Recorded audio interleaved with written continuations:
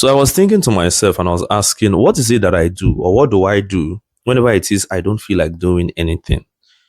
As much as to me, if you ask my lazy self that question, my lazy self will most likely tell you that does not make any sense. Well, I say lazy self for myself that just want to be strict with respect to logical reason. They might tell you, why would you want to do something when you don't want to do anything? So, or what does that make sense? You literally decided not to do anything and then you want to do something. Okay, that is contradictory. But yeah, to be very honest, if you were to ask me that question, what do I do when I don't want to do anything? I'm going to tell you the honest truth. I want to be like people that don't do anything.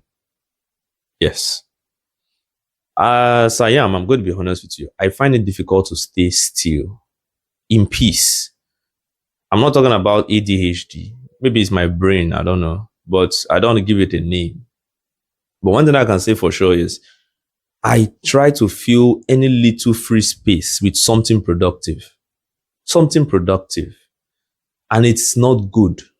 So what I do is I have observed people that literally find way to enjoy themselves. They don't bother themselves. The people I feel like that enjoy this life are those that don't bother themselves with tomorrow. Yes. They are not anxious. They don't have anxiety.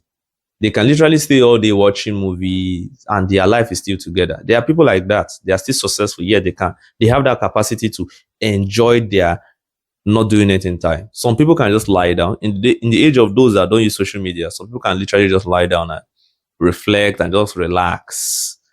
But one thing I practice doing is sometimes I try to emulate them too. I try to watch a movie. I just try to stay still, even if it's just one episode.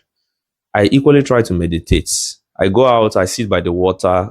Currently, where I stay, there is a body of water around me. So I sit by the water and I just reflect.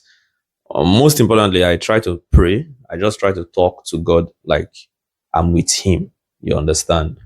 Um, then I don't know. To be very honest, it's difficult for me. I'll be honest with you. It's difficult for me to stay still, stay idle without wanting to do something productive because I always get judged. I judge myself. I'm my biggest critic. I judge myself as though I have to be productive at every single minute of the day.